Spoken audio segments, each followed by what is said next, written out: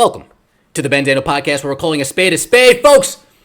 The WNBA is back in business, and I think after tonight, all those dumb fucks at ESPN, I think finally they can put this Rookie of the Year race to bed. Hey, Monica McNutt, yeah, I'm talking to you. You're a dumbass. That's it. Hey, Caroline Peck, yeah, I'm talking to you. You're a dumbass. Yeah, that's it. That's all I had to say for you. Oh, how could I forget? Neil Payne. Neil Payne.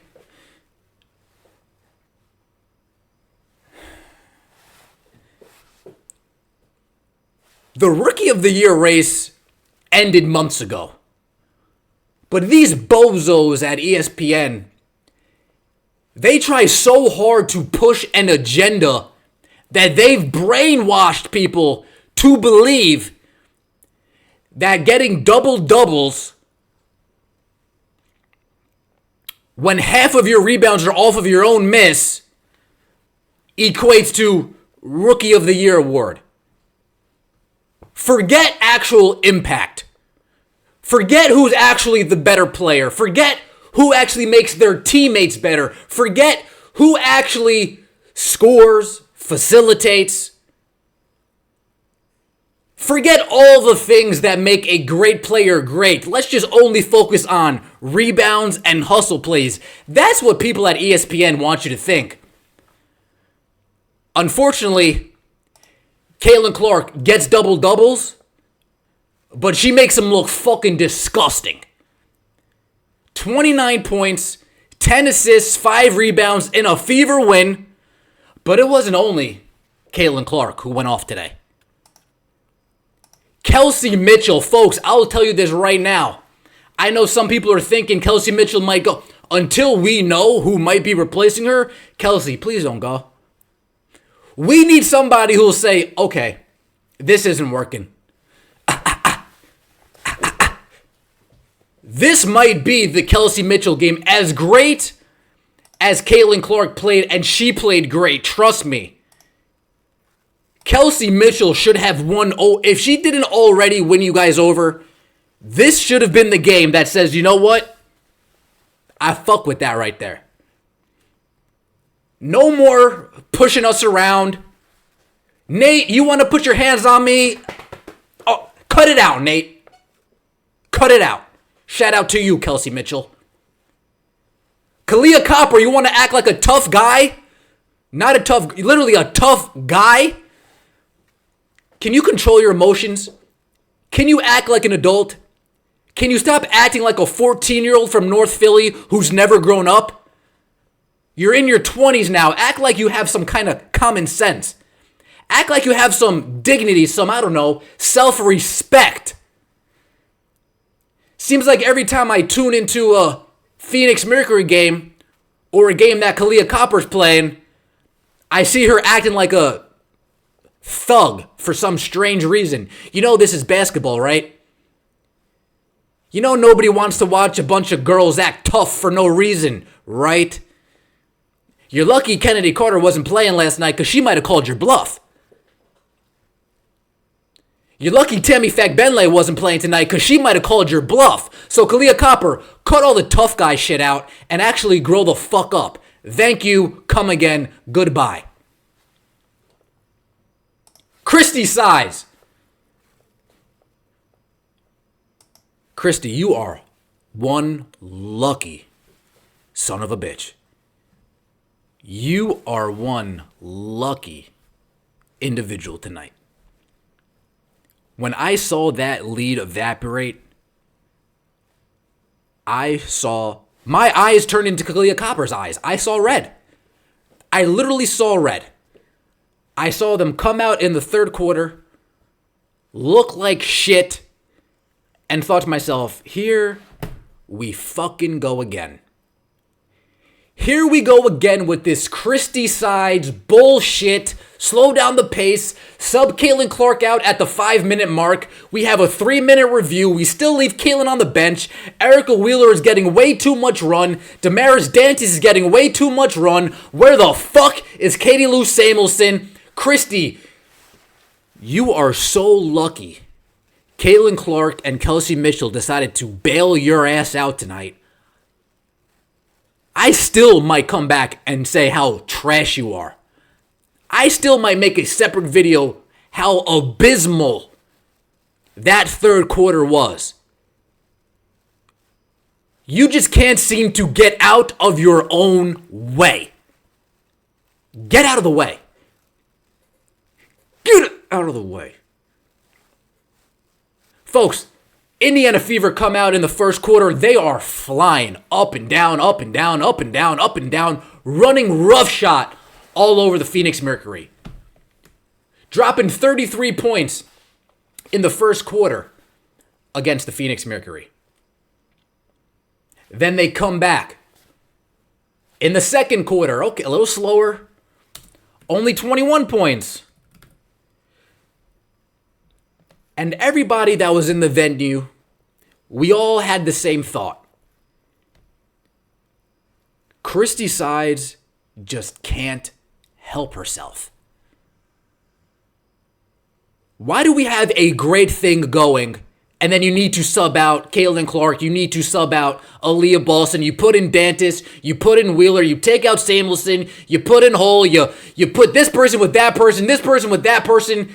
Next thing we know, the offense looks like complete dog shit. I look up, 64-62, Phoenix Mercury have the lead in the third quarter. What? I'm looking at my notes here. Yeah, my little notes here.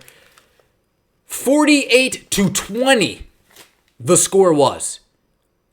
And then it turned out 64-62 in the third quarter.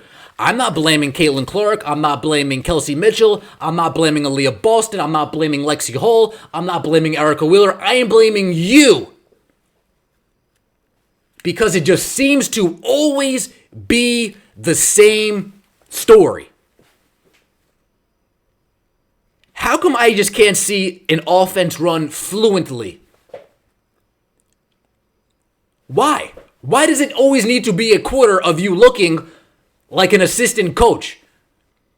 Why does there always need to be a stretch that...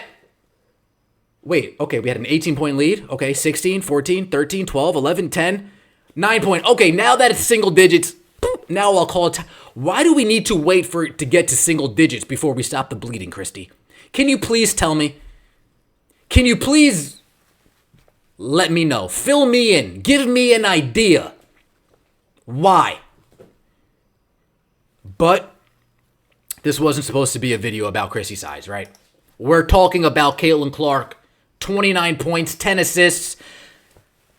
That's what an effective double-double looks like in a win. Again. Kelsey Mitchell, we already talked about it. 28 points, 5 rebounds, 3 assists. This was an exciting game, folks. Seriously. The one qualm I really had are these 3 people right here. Eric Bruton, Tiara Cruz, and Paul Tuomi. One of them is a milk dud. One of them has a Rosie O'Donnell haircut. And the other one, I don't even know what the fuck the other one is. These 3 individuals literally called a lopsided game, one-sided game, and still the Indiana Fever prevailed in the end.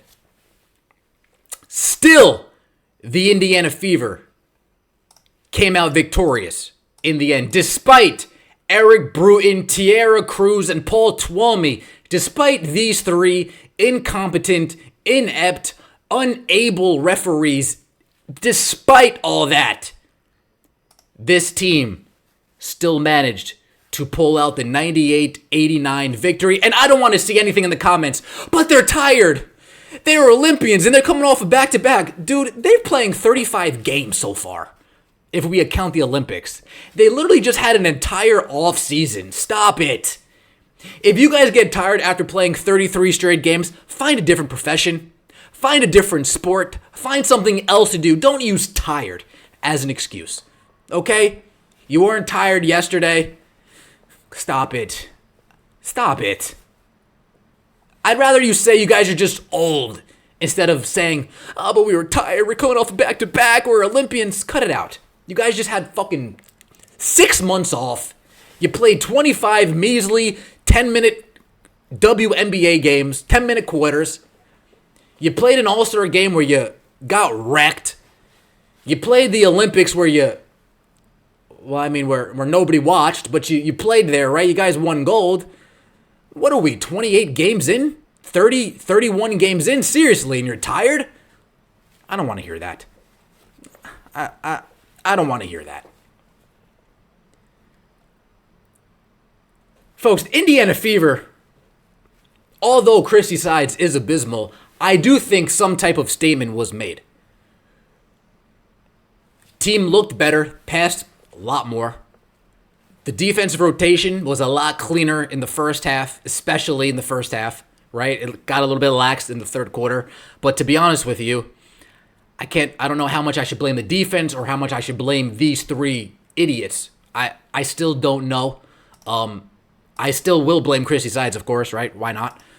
But the referees definitely didn't help the situation at all. They looked better. The ball was moving better. The defensive rotations, like I said, in the first half was better. But most importantly, they stopped taking shit. They just stopped taking shit. Lexi Hull was playing defense like, you know what, Kalia Copper? I understand I understand you are mentally still a child.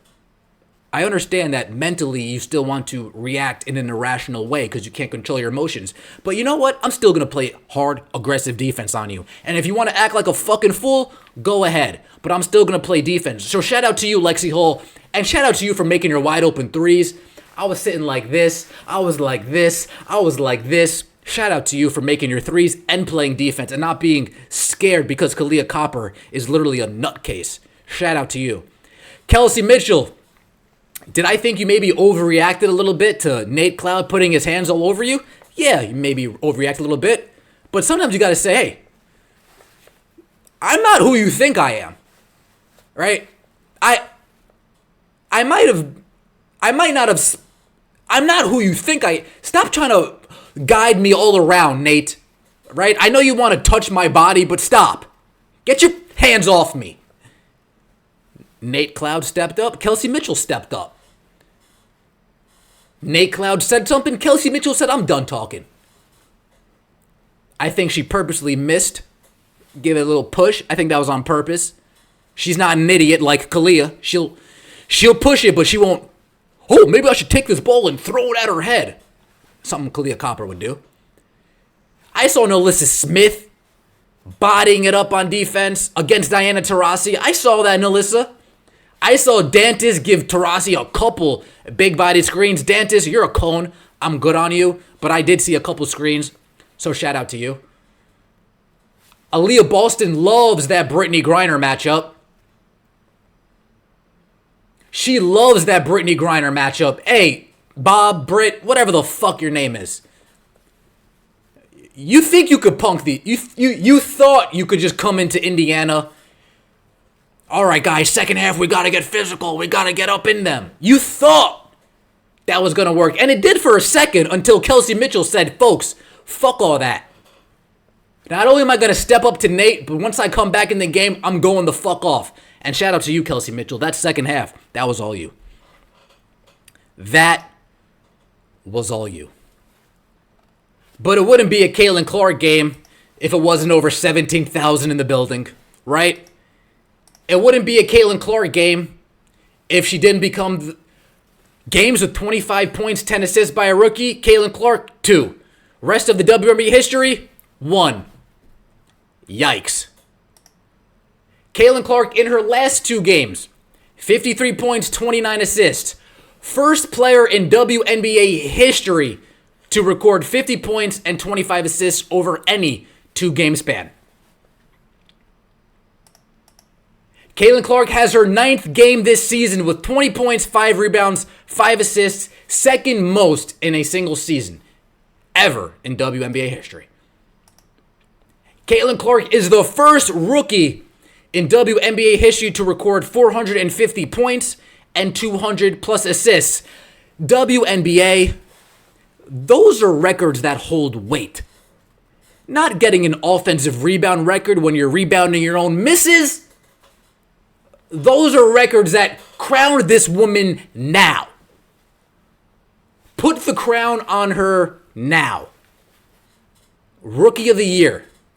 And if she plays like this the rest of the fucking way, you're damn right. I'm going to come here and I'm going to say that's the fucking MVP.